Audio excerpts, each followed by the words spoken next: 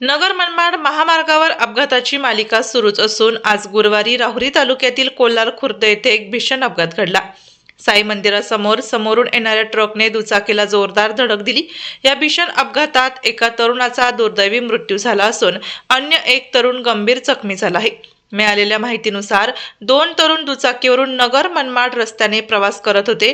कोल्हार खुर्द येथील साई मंदिरासमोर आले असता समोरून वेगाने येणाऱ्या एका ट्रकने त्यांच्या दुचाकीला भीषण धडक दिली।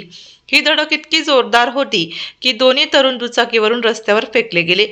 या अपघातात दोघांनाही डोक्याला व अंगाला गंभीर दुखापत झाली।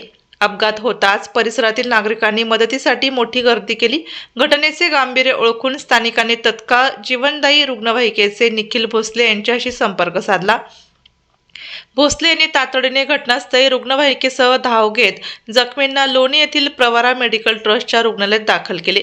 रुग्णालयात पोहोचल्यानंतर डॉक्टरांनी तपासणी अंती दिनेश शिवराम चव्हाण या तरुणाला मृत घोषित केले, तर दुसऱ्या तरुणाची प्रकृती चिंताजनक असून त्याच्यावर सध्या अतिदक्षता विभागात उपचार सुरू आहेत।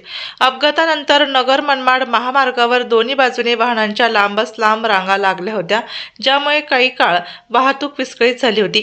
घटनेची माहिती मिळताच राहुरी पोलिसांनी घटनास्थळी धाव घेतली। पोलिसांनी अपघातग्रस्त वाहनाने रस्त्याच्या बाजूला करून वाहतूक पुन्हा सुरळीत केली।